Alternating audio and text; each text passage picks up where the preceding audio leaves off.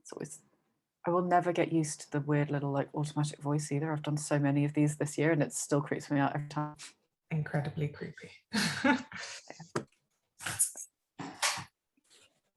Hi to those of you who are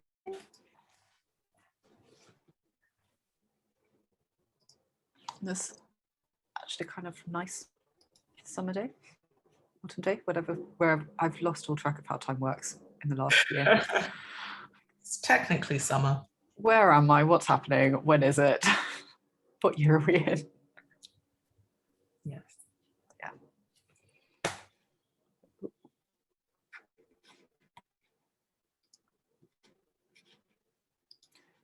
And where have we got people joining from today as well, in terms of the attendees? Is everyone UK based, Europe based? Check it in the chat. That's where you are. London. Cool.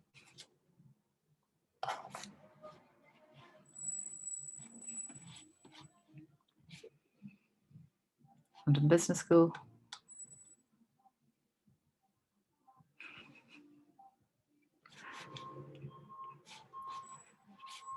Cool.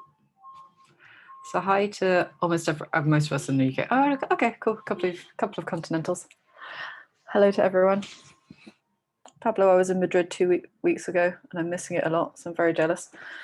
Oh my goodness, thanks Dennis for joining. Great. Cool. Well, as we've mentioned on Slack, and a brief introduction about Rachel, I'll let you fully introduce yourself in a second. We're here today to hear Rachel, who's going to be giving us the kind of founder's perspective of what it's like to raise a seed round.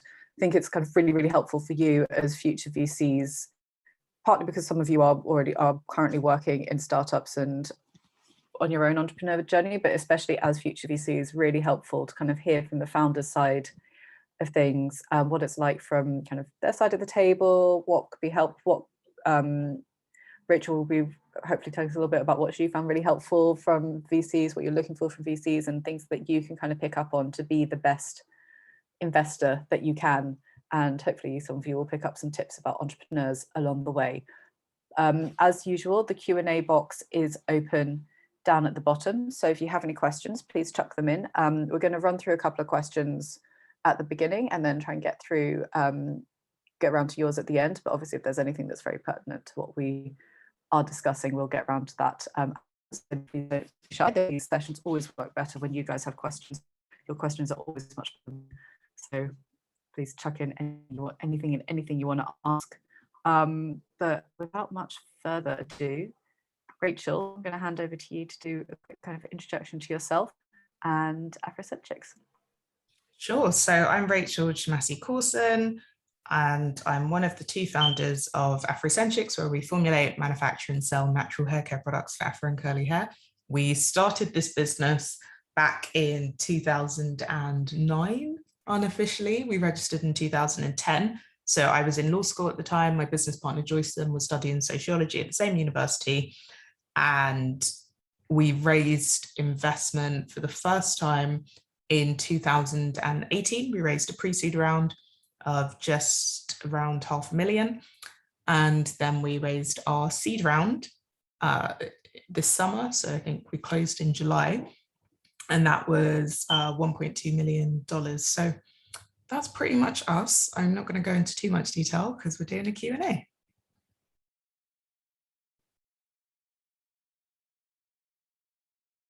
Stuck myself on mute because there was a siren outside, sorry. We'll hope that it doesn't come back. Thanks so much. I think I'm going to start with just the first discussion about, you were just saying you started in 2009 and then you first raised in 2018 and then obviously just closed your seed this summer. I know you said you were at law school. I know you had a couple of other roles at the Rain Gods and so on. So I guess just first question is, what was your journey in those first 8 years? And at what point did it move from being a side hustle to full-time hustle? Sure. So we definitely bootstrapped to begin with. And for context, let's go back to where we started. So in 2008, I met my now business partner, Joycelyn, at university. and we used to talk about hair. My hair was chemically straightened at the time, and I couldn't afford to go to the salon. I grew up, in free school meals in a council house, didn't have much money, had a part-time job, but it was around £150 for a relaxer in the salon, whereas the kit was about £5. So I'd asked Joycelyn to relax my hair for me. And when she was doing this, she just said, it's not normal for you to have all these bald patches and all these scabs on your scalp and all these burns. This isn't healthy. You should probably stop. And whilst I agreed with her, I didn't really know what the alternative was. As I said, I was in law school at a red brick Russell Group university, very white, very middle class. Everyone had straight hair. It's just what you did. And the idea of coming in with my hair out like this was a terrifying idea for some strange reason. And that's why, for instance, today is World Afro Day. That's why we have things like that, because people are still nervous about wearing their hair how it naturally grows out of their head. It's seen as some kind of brave, big political statement rather than I just woke up like this and this is what my hair does, so deal with it. Anyway, when we started talking about hair, Joycelyn told me she had also relaxed her hair. My mum had started when I was 3 actually, and hers when she was 4. And she said she'd lost a lot of hair and she'd started to mix natural oils to sort of stimulate blood flow to the scalp and grow it back. And I got a little bit curious, asked some more questions, and she gave me a blend she was using on her hair. I used it on my skin because I'd researched some of the ingredients and they looked like they could be quite good for eczema. Tried it on my skin. I wasn't allergic to it. I thought it was great. Got very excited and I asked Joycelyn to start a business. She said no. But I was stubborn. I thought, we have these huge problems that we shouldn't be dealing with as teenagers. There's so many people with these issues. We can help them. So let's just put in some money each. We both put in £50. We made 100 hair oils, 100 skin oils. We, went to the library, did our research. We bought beakers and Petri dishes and set up like a mini lab in my kitchen in Halls and set up a really basic website, which people from all around the world visited, and they were emailing us and people were really excited about the research we were doing and the products we were making. So we realized this is kind of bigger than us, but we still had, degrees to finish. We didn't have much money. So the first kind of 7 years, what we really did is we built up content. We did a lot of research. We made videos, made blog posts. We built up a community. So we started to do regular events. We talked to customers a lot. And we, were able to do lots of R&D. So lots of different iterations of our products, lots of learning about the legislation, lots of training. So the first kind of 7 years of the Afrocentrics history, it was almost like an intensive R&D process and, the community building, content building time. The business didn't really launch in the version it is today with the current logo, the current products, current website until 2017. And at that stage, we realized, okay, we have a few hundred customers, but they're really committed. If we're going to solve this problem and make sure everyone in the world can have access to safe, effective products, even if they've got Afro and curly hair, we're going to have to do this big. And that's when we decided to raise. But before that, I worked in the corporate world. I worked at Cadbury's head office, Tesco head office. I was in the legal department at Tesco's during the horse meat scandal. That's all I will say on that. I worked in education. I worked as a tutor. As you alluded to, I worked at the Rain Cloud for the Rain Gods, which is a kind of GovTech organization. So all of that work obviously paid my bills, but it also gave me a lot of experience. For instance, at the Rain Cloud, I was responsible for community. So I was helping to manage the co-working space. I was organizing, lunch and learn sessions, running events, doing the blog, doing the social media. And that was it gave me a really good understanding of what it takes to grow a different type of community. And I brought some of those learnings back into the business to help with ours. Amazing. Thank you. I cut out for a second, but I think that was me, not you. So that's all fine. But really, really, really useful kind of insight into, I guess, the whole journey that it takes to start a business. I think there's sometimes, hopefully, we're debunking this through the course of this whole process. But there's this idea that you start a business, you have an idea, and then you go out and you raise funding, and everyone gives you loads of money, and then you just carry on. But sometimes, some people, sometimes, but it's always so great to hear from the stories about where it's like you go out, you learn, you work on different projects. And amazing. So with that in mind, you what was your kind of, when you did first go out to raise funding in, or talk about 2018 and then also 2019, because I guess that was both a pre-seed round. How would you, I don't know how you'd define either of those points, but what was your thinking around how you first went out and said, I want to raise money, and who were you looking for from your, in terms of investors? Sure. So we had the pre-seed round in, we started raising it in 2017. We closed it in 2018. We met lots of angels. At first, we were being quite picky, but then we realized that a lot of VCs we spoke to, a lot of angel investors would love what we're doing. They'd be impressed by the traction. They would say, oh, you're a really impressive entrepreneur. But then they'd get cold feet at the last minute after they'd pledged some amount. So if we'd raised, I think we had well over £3 million committed to our £350,000 seed round, but people just kept dropping out like flies. So in the end, one of the best kind of groups of angel syndicates we had was CGV, Community Growth Ventures. And what was really good about them, it was run by Denzel, Emmanuel, and Abby. They kind of understood some of the inequalities in the area. They understood the market we were dealing with, and they not only put in money from them, but they also brought along another angel who they knew would connect. So those first two checks made a huge difference. We then ended up raising in a very unconventional way. So we won the WeWork Creator Awards and they invested via a SAFE agreement. So technically SoftBank have invested, which is very bizarre, via WeWork.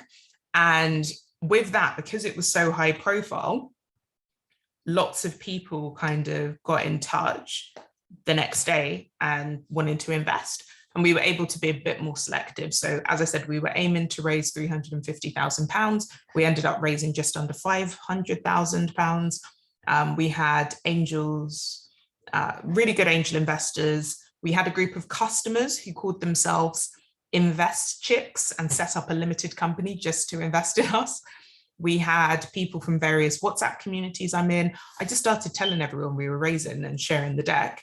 And we were kind of pleasantly surprised at the sources of the money. Lots of people who were in our community really wanted to invest and to support what we were doing. So that was great. And then we also were selected for the Backstage Capital Accelerator. And that again was another SAFE agreement. So we ended up with kind of two VCs, one in the, well, WeWork isn't a VC, technically SoftBank is Japanese. So we had Japanese and American money, and then lots of mainly Black British angel investors, which was quite nice. I'm probably going to come back to some of what you said before, because so much of that is just so tied into just our entire ethos of Future VC and Diversity VC, of what we're trying to do and increase representation within the venture capital industry and kind of understanding of a market and a product and how that really makes a difference to who gets invested in. So guys watching, this is a real life example of how we need more of you here in this industry. But what I'm also actually really interested in is your point about how the kind of how WeWork and just having the coverage from WeWork brought in all those other investors. Because I was going to ask you, do you have any feedback on why the initial investors were pulling out, why they were getting cold, and do you think any of it was just a habit of moving with the crowd? I think a lot of it is moving with the crowd. I think people tend to be sheeps in many ways, and VCs are no different. So if you're seeing lots of trust signals, if other people are supporting something, you're often more keen to get behind it. So before we had kind of a big name VC on board, people would like it, but they just kind of were a bit uncertain. I think part of that is we all pattern match, right? It's one of the most common biases out there. And sometimes with that pattern matching, we're thinking about successful entrepreneurs we've seen. So could this person be the next Mark Zuckerberg? Could they be the next Bill Gates? You know, that kind of thinking is going through people's heads. And then there's also, oh, this person reminds me of myself when I was younger. And for most of the people we were speaking to, neither of those cases were true. And unfortunately, even for some of the Black VCs we were speaking to, they were also pattern matching to white men. And of course, we're a little lacking in that area. So when they couldn't see the kind of typical signals that we all as people kind of tend to rely on signals in a slightly lazy fashion, people would just get nervous. And then the next thing they'd look at is, okay, what funds do you have on board? And this is frustrating when you're part of an underrepresented group, because you're underrepresented, right? So there's not going to be many trust signals out there. It's going to be harder for people to get over their biases and support you. So if people are expecting others to do what they can't do, you just end up in a bit of a catch-22, you know? You can't get investment because other people aren't investing in you, but they're not investing in you because they're not seeing other people investing in you, and so on and so forth. It just becomes a bit ridiculous. So what we found with WeWork is we didn't actually think we would win. I entered very last minute, literally the day before the deadline, because another angel who invested in us was in a WeWork and told us about it. And I thought maybe we can get some publicity. I was 9 months pregnant, well, 8 months, I was like 7 months pregnant. And I thought, you know, we've won lots of pitch competitions. We'll probably get through to one of the rounds where there is publicity. So I wasn't shocked when we got through to the semi-finals. That was great. I didn't expect to get through to the finals, and I definitely didn't expect to win. But again, I went in thinking, I'll do a good pitch, we'll get some PR. You know, not enough is being said really about the fact that it's difficult for women to raise whilst pregnant. So I thought, you know, maybe it will help if I have my very visible bump on stage. But I wasn't really thinking we would win. And then when we did win the competition and we did get that investment, I think that was the signal some people needed. So there were a few investors who were on the fence until after they saw, you know, this big competition or the press around it. So I literally did the pitch on a Thursday. On a Friday, I was in bed working, kind of closing the investment, speaking to lawyers and investors the entire day. I was on my phone or on emails. And then the next day I went and gave birth to my son, who's now 3. It feels like it was a really long time ago. And I have to think, when did this happen? Oh yeah, he's not even 3 yet. He's going to be 3 next month. So it was not that long ago. Amazing. I mean, I didn't even realize there was a whole pregnancy story side of it. So just, oh yeah, Gina, this story is amazing. Exactly. Well, with being pregnant, it's interesting, but I tried to hide the pregnancy for a while. There was lots going on in my life. It was kind of a surprise. So like a happy surprise, but a bit of a surprise nonetheless. And when I just wasn't ready to kind of have that conversation at all. And a few people had said to me, oh, if people see you're pregnant, they won't invest. And I didn't agree with that. I thought that was kind of wrong, but it made me uncomfortable. And I thought if I go into pitch that's uncomfortable, it won't be good. But we actually had 2 or 3 angels and VCs actually turn around and directly say to me, you know, oh, we've got a few concerns. Someone who was a woman actually pointed at my bump and said, well, that's a concern. Yeah. I'm amazed that was a woman as well. Yeah. Well, and how do you handle those conversations? All of us.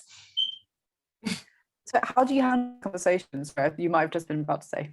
Yeah, so I think not taking it too personally is good. I think we've gotten into this culture of publicly naming and shaming and cancelling people and all of that.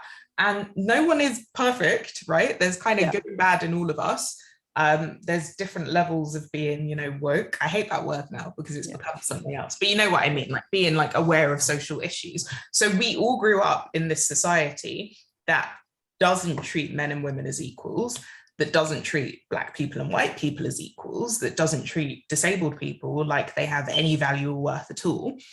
And that will be ingrained in us. And we're all at different stages of kind of, you know, doing the work to get over those biases or to kind of like, you know, raise the negative things that we've picked up in society. And we're creating a better society, I hope. Yeah. But in the meantime, just because you've read a dozen articles on something or it's been in the news, it's kind of like, well, it's in the news and there's articles on it for a reason. This is a current ongoing problem, but we can read things and feel like it's after the fact because the person who wrote it or the person doing the coverage has had this big journey and we can expect that of others. So the person who said that to me, she wasn't a bad person, right?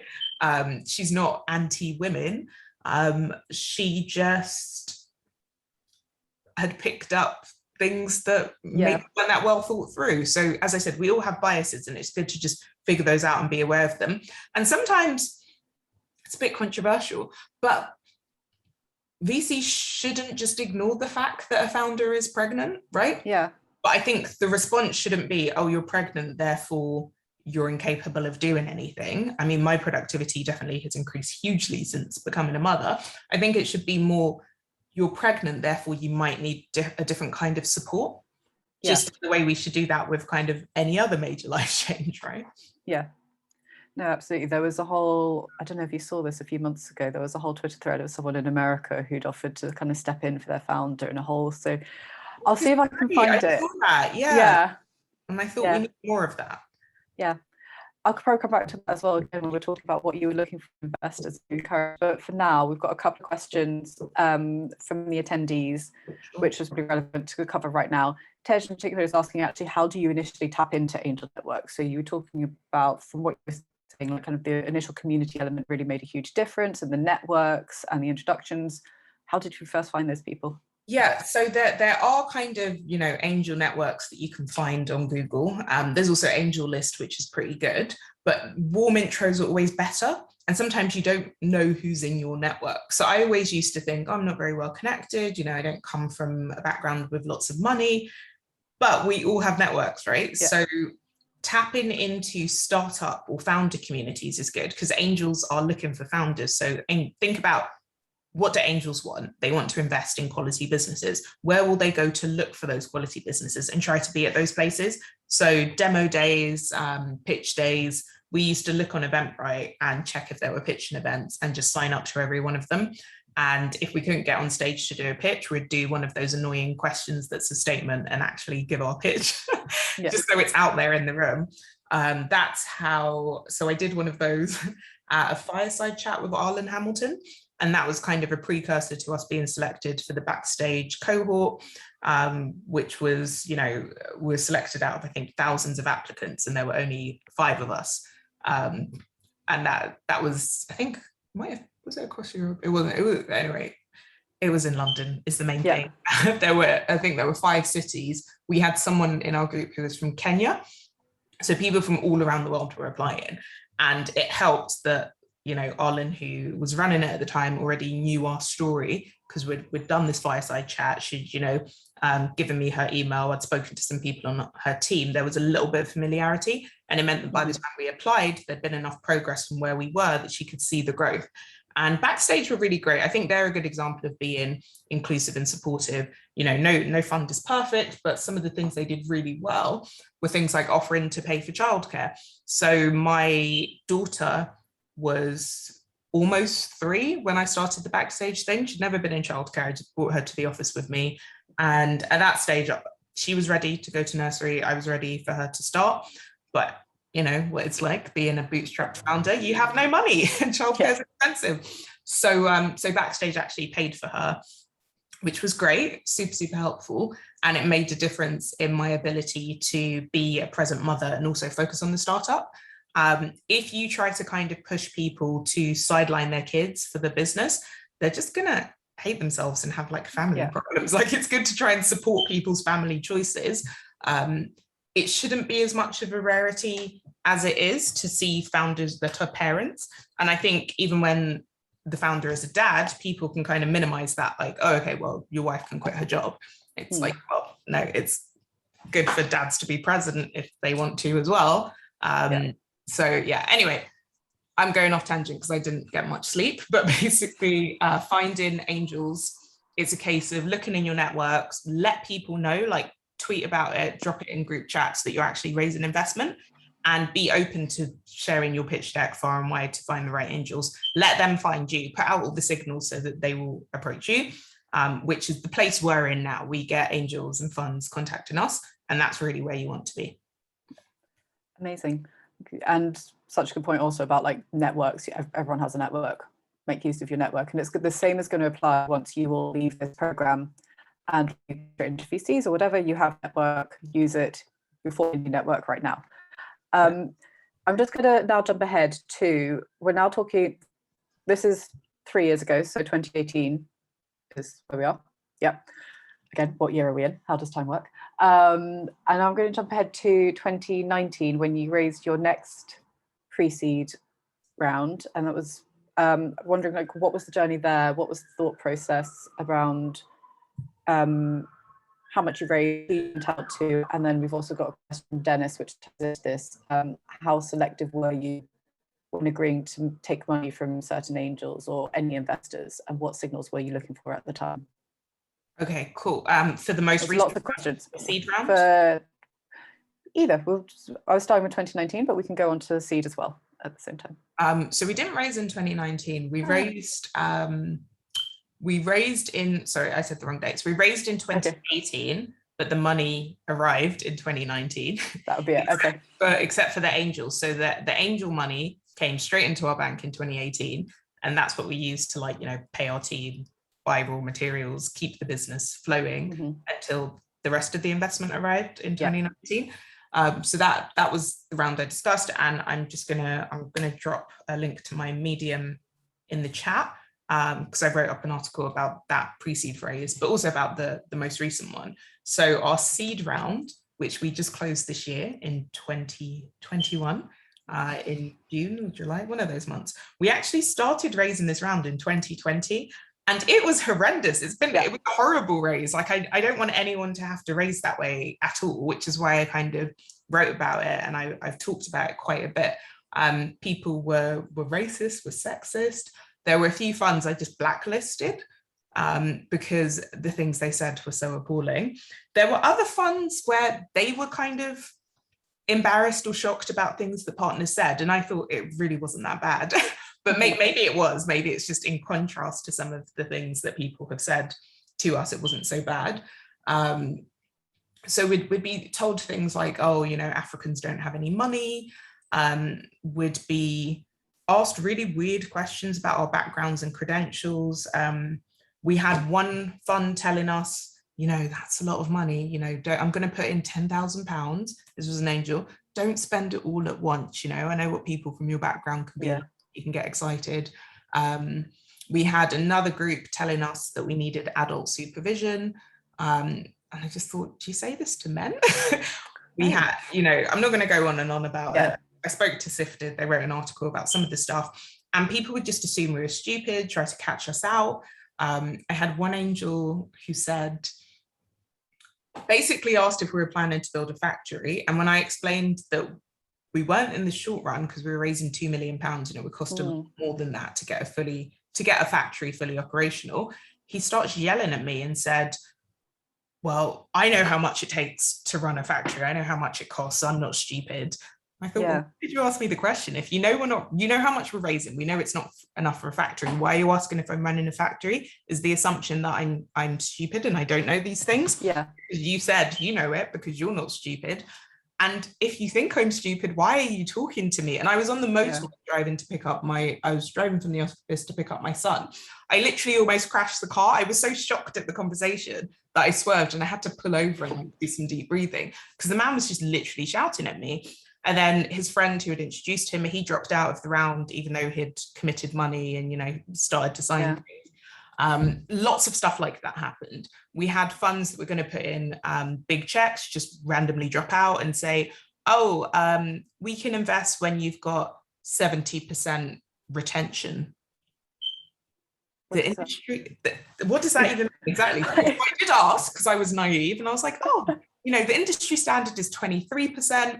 We've got 35 to 40%, as in it had been 35 for a year. We did some experimentation. We got it up to 40%. That's fantastic. That's like double the industry standard. And they said, oh, yeah, you're right. Sorry, what we meant is when 75% of your users are retained. So basically, when we don't have any growth, or if we, it's such a weird metric, because if we just stopped advertising, then all of our sales would be from retained customers. I don't even understand how that would be a metric. So we had a couple of funds say similar things. We had you're too small, you're too big. Oh, if your valuation was a little bit lower, or it's too early when you're further down the line. It was bizarre. And if it wasn't for the fact that we were in communities of founders, diverse communities where you're speaking to, you know, white, Asian, Arab, everyone, I wouldn't have realized, even though everyone was talking about Black Lives Matter. So, and I think that in a way was annoying because it meant people took meetings to show they're not racist. and then they went ahead and were incredibly biased and unhelpful and just wasted my time when they were never going to invest. I think, yeah, I wouldn't have realized how much of it was down to biases. I would have just thought there was something wrong with us. You know, you get a bit of a confidence knock when everyone has these criticisms, but at the same time, we kept winning awards and our turnover was growing, and, you know, our customers have been great. In the last 2 years, we've had, you know, 10 times the growth. And that's through a pandemic, through a major dip, because we lost a load of retail contracts at the start of the pandemic. So in terms of the fundraise, it was frustrating. Why we decided to raise, it was simply because we have this big mission. We want to get safe, effective products and trustworthy science-based education out there to people. It wasn't happening fast enough. We were not able, our demand was up here, our supply was down there, and we needed funding to sort that out. And we got half of the funding we needed. So we'll probably do a bridge round once we hit certain revenue metrics that we just want to hit. We will see though. I'm seriously considering revenue-based financing, because I think some of the VCs and angels we spoke to were lovely. Others just have ego problems. And I think you're just here because you want people to like beg you and grovel for money. Or you want to be able to shout about everything you did, but not really do a lot of work. Because you have VCs that are helpful, and you have others that call themselves operators, and all they do is a couple of basic introductions that lots of other people do even without investing. So it's a minefield out there. There's so much. I mean, the comments as well kind of sum up what I think I was going to say to all of that, which is horrific, unacceptable behavior. And so sorry I had to go through that, and also and not really your tenacity carrying on. And also everyone, this is sort of perfect examples of exactly what not to do. When we talk about bad VCs throughout the entire course, this is what we mean by bad VCs. And we'll also share the article that you sent out afterwards as well, because do have a look. It was a really good article. I had a look at that earlier. In terms of, I have so many questions, so I feel like they've all just gone off because there was so much in that we could unpack, and we just don't have the time. I do when I'm tired. First off, actually, I'm going to pick up on something you mentioned, because it ties in a question from Jesus, which is about value add that VCs offer. You've kind of said this already, but do VCs actually offer the value add that genuinely deliver, and sort of what would you say the ratio is of VCs who genuinely help and those who are maybe not as useful as you would have liked, and what would you have been looking for from them? Okay, so some are really helpful. So for instance, Backed VC have been great. They're one of our investors. They have, in very practical ways, so they've given us like Airtable credits. They paid for like the first few months of Spill, which is like a mental health service, which I definitely recommend to startups. They offer coaching, or they will pay for your first coaching session if you want to find your own exec coach. They have regular like socials, events. They've got a whole portal where you can get introductions and tap into their network. That kind of stuff is helpful. So as well as money, if you've got any credits that are relevant, like whatever comes up most commonly in the tech stack of founders you back, maybe try and get a deal with the companies. To not every day AWS credits, like we're all a bit bored of that, but think of other types of credit. With this round as well, we were backed by Google. So Google have their Black Founders Fund. Again, loads of people applied, and we were amongst, I think it was 12 startups chosen for that. So they put in cash, they gave us ad credits, they gave us cloud credits, and there's a whole program with mentoring and support. That kind of stuff is great, but we recognize not everyone has Google's kind of pockets. Stuff kind of more low touch stuff that's been helpful. So we had investment from Cornerstone Partners, and we haven't had that many conversations with them, but they're so quick to make introductions, even before they invested. It's just, doing that warm intro. And so I know there's lots of platforms for these things, but sometimes the platforms are not that helpful because you have to sign up to another thing and chase it, but actually bothering to just do the warm intro and let people, have the conversation. That is, I think, quite a low cost thing that most VCs can do. What is unhelpful is offering to do lots of kind of, say, strategy sessions in areas where you're not a domain expert. And I think it's well-meaning. I think bringing in domain experts is good. That's something that ImpactX, who are one of our investors, do really well. So they will connect us with experts in a particular area of tech, for instance, and leave us to have the conversation, or they'll make an introduction to a retailer. That kind of stuff is exactly what you need. Wasting founder time is not a good thing to do. And of course, VCs are busy, but what can often happen is, I've noticed a lot of funds will think about their priorities and what they're busy with, and they'll kind of try and push that work onto the founder. But figuring out your schedule is definitely not my job. And if I do all the things you want me to do, you're not going to invest, because my business won't be doing well. And it will also show, a lack of good leadership. So if you're expecting founders to kind of jump through weird hoops that are really time consuming, and then the people you back don't do well, maybe it's to do with your process. So making things really kind of quick, straightforward, that helps. And that's whether it's a fund or whether it's an angel. We had one of my favorite interactions with an angel was with Nowden, who's the founder of WeTransfer. So we had a warm intro from Backed VC, which was great. And we had one conversation, which was meant to be an hour. After 40 minutes, he's like, I've heard and seen what I need to see. I gave him a quick tour virtually of the office because he was in the Netherlands. And he said, you guys don't have time to answer any more questions, send me the bank details, I'll wire over the money. And he did. I was like, do you want the data room? He's like, if you want. He's like, I can sign an NDA, which is great, because sometimes these can be really difficult about NDAs.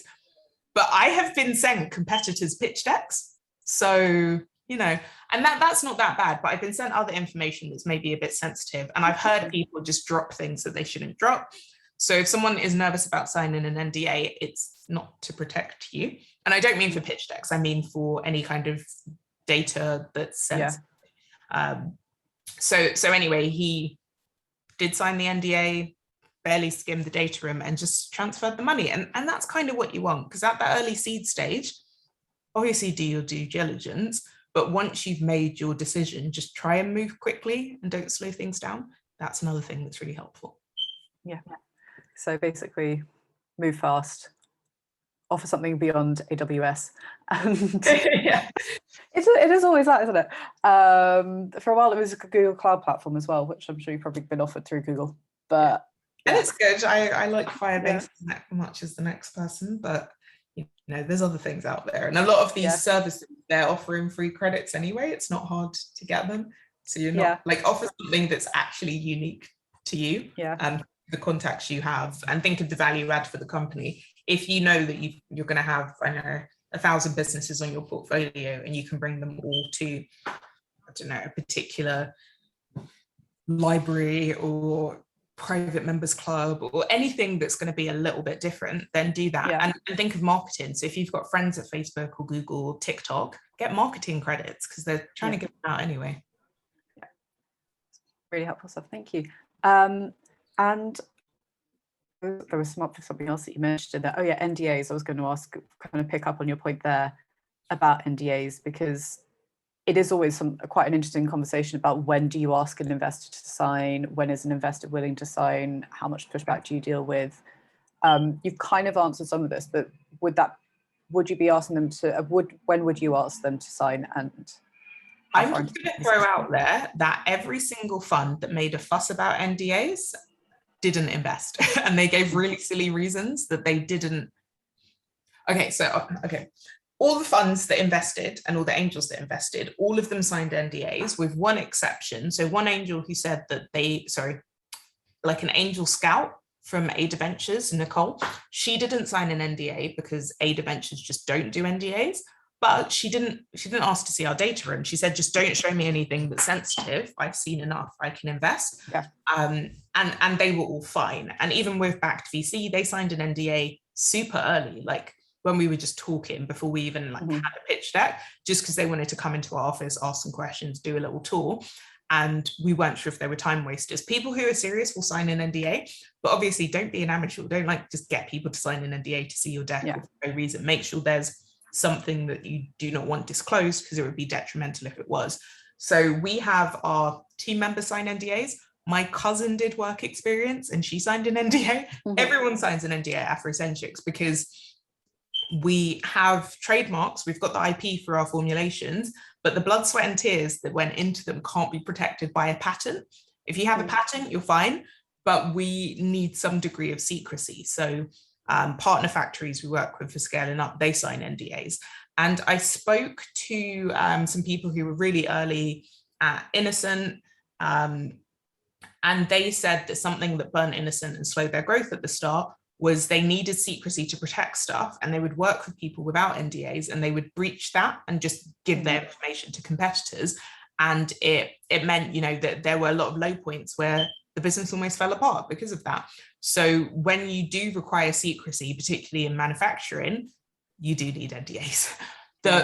So I was given some bad advice by a VC, by a couple who said, you know, don't be difficult, just let people in the data room, even if they haven't signed. So what I did is I kind of spent way too much time. I spent hours moving the kind of sensitive information into folders that were more protected at a deeper level. And then I made a kind of almost redacted, lighter version available. And I think all the funds I sent that to, they just used it for data mining, because literally all of them, after, you know, a week or so of being in that redacted data room, they said they'll have a look, and then, you know, if the funding committee want to go ahead, they'll sign the NDA and see the rest of the information. Instead, all of them turned around and said, oh, we can't invest because you're too early, or you're too late, or you don't have this, or you don't have that. And it's stuff that they knew before we even sent them the pitch deck, like really obvious stuff. Things like, oh, you know, not too sure about the market. We didn't hide the fact that our market is Afro and curly hair. It's kind of in the name of our business. So yeah, I think a lot of VCs do just want information, because it's really helpful to have general information on markets, and that information is costly. It's pulling together our data room. We've been told our data room is one of the most detailed people have seen. We did a lot of research, and that research will be beneficial as the market grows for lots of people. We're happy to share it, but if people are just going to pretend to invest in us to get the information so that they can find a more palatable founder to invest in the same space, they can do that. They don't need our research to help them, you know? So I think get advice on it, but if you feel like you need one, go with it. And trust is really important. So if someone's trying to kind of pull the wool over and just see your data, people are also just curious. So I'd say protect anything that would be dangerous if it leaked.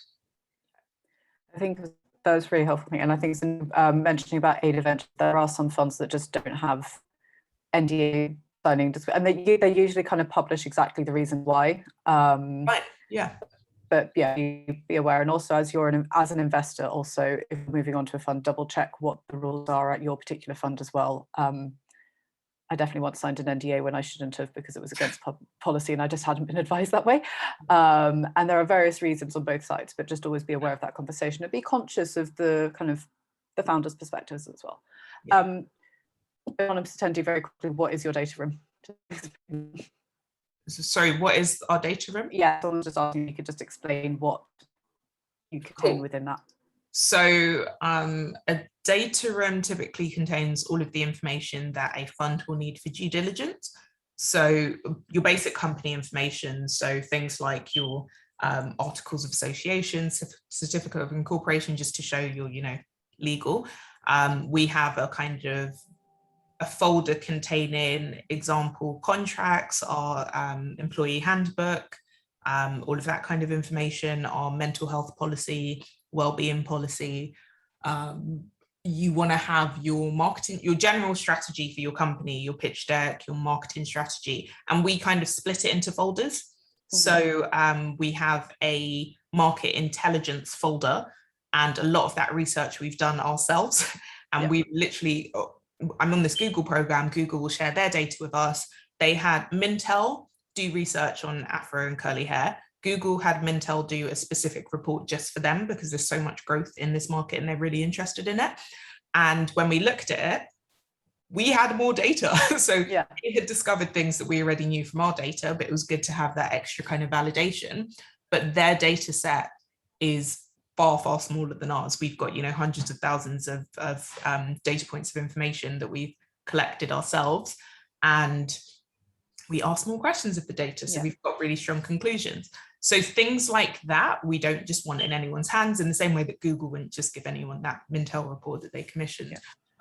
Things like our trademark certificate, don't really care what you're going to do with that. Things like our marketing strategy, it's quite important that that doesn't leak because we don't want competitors just copying our ideas but doing them first. We're building an app, and actually we were building a chat bot. And again, I put in, I think, some of the wireframes and just the overall strategy document on that. And again, didn't really want that in the hands of competitors. It was, I learned to build chatbots through the lockdown, but it was, again, lots of hard work and blood, sweat, and tears went into creating Mish, the Afrocentric chatbot. So all of these kinds of things that you kind of just want to pace it out at the right time, protect them. But generally your data room, just Google data room checklist and look what's out there and make it as easy to kind of go through as possible. We just use a Google Drive folder. I know there's like websites you can use specifically for it, especially to turn off and on access. You might want to do that. And also I kind of had a date. I was like, okay, the data room closes on this date, make your decision. And that helped, because otherwise people kind of sit there, there's so much information. Some people who didn't want to sign, I did walkthroughs of the data.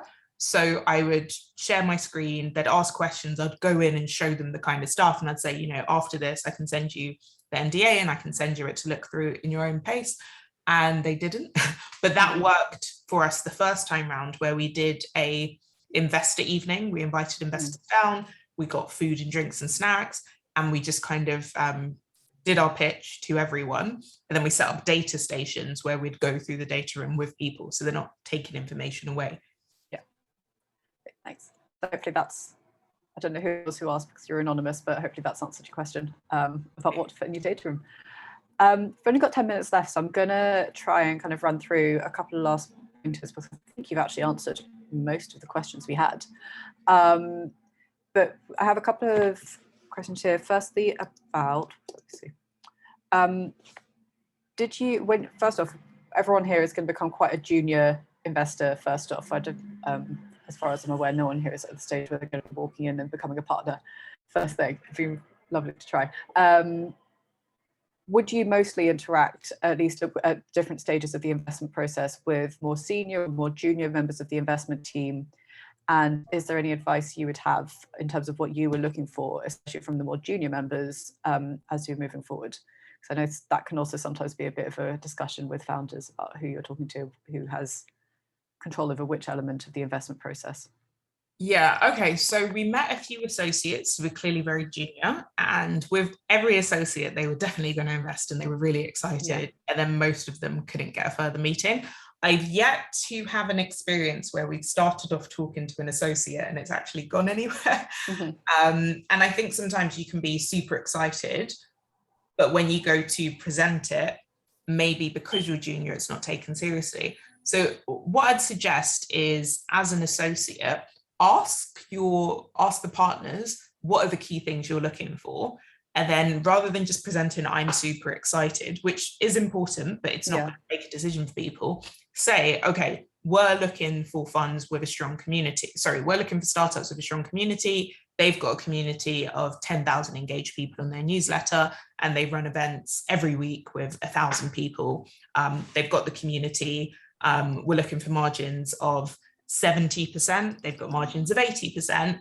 And we're looking for, I don't know, founders of the future. This person is a cyborg. So they tick all of the boxes. And on top of that, I'm super excited. This is why I'm excited. But leave the reason that you're excited for kind of after you go through the stats, and make sure the stats you're given aren't generic VC stats, but they're in line with your fund's thesis. I think that's really important.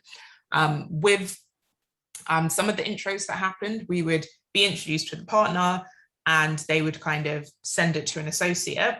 But I think partners need to maybe not do that, because if you're not interested, kind of fobbing it off to an associate, you're just wasting the associate's time. And maybe you think it's a learning experience for them, but a lot of the time it isn't. Sometimes it may be, but only if you ask them afterwards, you know, what did you think of them, and you have a proper debrief. We've had associates at funds tell us that they just thought the partner was being unfair. And that's very concerning, because I almost feel like you shouldn't be telling me that. But also, I don't know, maybe funds need to train and listen to their associates a bit more. Thanks for that and your kind of insight. It's always something that you kind of need to figure out. And when you enter organizations, and again, I've received this as well, don't be surprised if founders come to you and say, can I speak to someone more senior before you even get to a first meeting? It depends on the kind of nature of the fund. It sounds like you're speaking to a lot of funds where the associates don't necessarily have power. Sometimes associates do have a lot more decision making. Figure it out, figure out the relationship and the conversation you're going to have. And I also think if you have if it's time sensitive, so if you're closing your fund and you've got a couple of weeks, you need to speak to the decision maker. If you're just exploring and you're not sure who you want to talk to all of the associates, you know, do the pitches, give them the experience, build the relationships, and hopefully over time that can be escalated. But I've yet to see or hear a case of an associate taking the first pitch and then the close happening within a month. I don't know if that happens. I don't think it does. It takes a little bit longer, but yeah. So we're going to return to a couple of questions. We've got a question about, it's a long one. So we'll see how from a founder's perspective, or I guess also tapping into previous work with Rainmaker Loft and so on, how would an investor from a particular community, e.g. being a woman, person of color, queer, gain credibility in understanding their market? Obviously, understanding your community is not necessarily a sector or a vertical. So how can you inform yourself, and I guess presumably the founders you want to invest in, of what your community needs are in an information-driven rather than anecdotal way? I'm trying to kind of do that down. Yeah. So I think it's similar to understanding any market. You do your research. So start with desk research, read the official reports that are out there, you know, Mintel or whatever, go to the British Library if you can and read all their reports on that market or sector, then dig a little deeper and start to do your own kind of quantitative research. It's quite simple to set up something with, you know, what's it called, SurveyMonkey or Google Forms. You can just ask some questions, read a book like The Mum Test to make sure that you're designing your questions well. But I'd say gather data and present data. But also anecdotes are not unhelpful. And actually people respond better to anecdotes. A lot of decisions are more emotional than you'd think. I can tend to be quite obsessive with data. And I've learned that if I want to convince people of something, saying, you know, 7 out of 10 women with Afro hair don't feel their needs are met on the high street, people are like, okay, yeah, 70%, 7 out of 10. Okay, that sounds bad. But if I say, you know, I spoke to Hattie this morning and she was crying in the middle of Sainsbury's because she went to go and buy shampoo for herself and her mixed race child. There was loads of shampoo for blonde hair, 20 different options. When it came to her mixed race child's hair, there was nothing. When she asked the staff and said, you know, I really need to wash my daughter's hair, you know, she got paint in it at nursery and I need to wash it tonight, and my you know, I'm not going to get an order in time, I need to buy something. They offered her a relaxer set, you know, sodium hydroxide to put on her little 3-year-old daughter's hair. That is something people remember, and this is based on a real story. So something that's useful is create anecdotes by amalgamating data. So directly speak to members of the community or speak to your customers. Hattie is actually one of our customer profiles. That's the white mum with mixed race kids. And I've spoken to hundreds, if not thousands of Hatties, and some elements of that story are present in many of them. They're usually the ones who are most upset that they can't just buy a product for their kids on the high street. And being able to tell those stories is what got us into retailers. It's what made us become the first, you know, Afro hair brand in Whole Foods UK, in Superdrug and Holland & Barrett. And it was anecdotes rather than hard data. Presented the data and people are kind of like shrugs. So do a mixture of both. You want to collect that data so you know which anecdotes are going to be interesting, where should you explore. And then when you present the story, let people know I've spoken to 100 people who told me some version of the same story. Thanks. Really good example. Thank you. Yeah, customer profiles, they matter for everyone. Viveka, we're not, I think we've already said, we're not going to kind of name and shame, like blacklist certain people here right now. There's private Slack groups that do that. Ask around communities, you'll probably find them. There are loads of networks we can tap into, so I'm going to leave that for here, but we'll ask around. People get reputations for a certain reason. Final question from another anonymous attendee. As someone that might be doing a seed, what was your strategy like for selecting new investors other than kind of the people who kind of got it? This person is currently selecting by how strongly connected a prospective investor is with a current investor and their level of sector expertise. Do you have any other metrics that you look for? It depends on your values. So our company values are authenticity, collaboration, and excellence. So we're looking for people that are going to help us to live those out. And almost more importantly, we're looking for people that care about ethics and sustainability. So if that's, even if it's not an explicit part of the fund's thesis, have those early conversations to kind of, learn what's out there. Some funds we spoke to really understood why we're researching avocado-based plastics for our packaging. Others said, how can you lower the price? Can you use lower grade materials? How can we make this cheaper and increase our margins? And whilst neither of those approaches is explicitly bad or good, and there's pros and cons on both sides, I would rather go with a fund where people actively care about people and the planet than one that willing to sacrifice the planet or sacrifice people to squeeze margins. The funds that are generally more ethical, more sustainable, more caring, that will say stuff like, we're expecting returns within like a 10-year window rather than 3, they're going to be less stressful and put less pressure on you. I've heard so many horror stories of founders trying to buy out investors who have just been horrific. And I would say with investors, as with most people in life, it's safer to make a judgment based on how someone treats people rather than how they treat you. So if you're the hot young startup and everyone wants to invest in you, investors will be really nice, right? Or if someone they're impressed by or someone they want to impress has made the intro, they might be lovely and wax lyrical about you and, make you feel like, oh, you're so important and they love your business and they love what you're doing.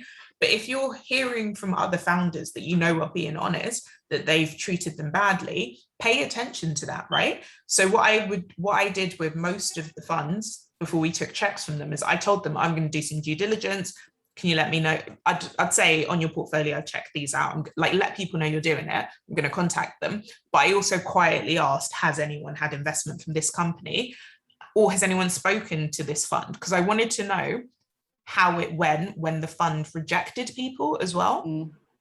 Because the kind of fund that's going to, not waste people's time, give them a quick no and hopefully a little bit of feedback, even though it's so subjective. So I get why funds don't always give feedback, but how that's dealt with and whether they're rude and brash or whether they're reasonable, that kind of suggests that if there's blips in the road, if there's issues, if the market turns, they're not going to try and just sell us off to squeeze out their remaining cash. They might be, a little bit better than that. So I think ethics and sustainability are important in general, but also you don't want a headache. So be careful with who you get in bed with, right? This is your company. You're selling part of your company. And think about who do you want to make rich, right? If someone has awful values, do you want to make them lots of money? Yeah, such a good point. There's the often quoted statement of, it's like a marriage, but it's harder to get out of than most marriages. So just have a think about it. There's someone's just sent a thing of Landscape, which I don't know if you've used, or if it's in beta test now, but it's been great. But we are now at 1 minute to the hour. So Rachel, thank you so much for joining and for sharing your insights. It's been an incredible session. I think we've all learnt a lot about what to do and what not to do in any investing, or just kind of dealing with other human beings as well. But thank you so much. If people want to kind of reach out, learn a bit more about you afterwards, what's the best way of doing that? Twitter? Twitter's pretty good. My inbox, I'm on inbox 3000. It's not a good situation, but I'll drop it here. I'm at Ray Corson on Twitter. That is the best place, not Instagram, because that's pictures of my kids and people are weird. Not you guys, but people are weird, so it's on private and I don't really look at the requests. But yeah, Twitter's good. You can DM me there or just send me a message, and I'm happy to answer any questions. And also my Medium, I tried to write down the things I've learned to help other people. So check that out. And like I said, we'll share some of the like articles and reading on the Notion, so you'll have access to everything, and you'll also have access to this recording from next week. But thank you so much, Rachel, for joining, and speak to you soon. Bye. Bye.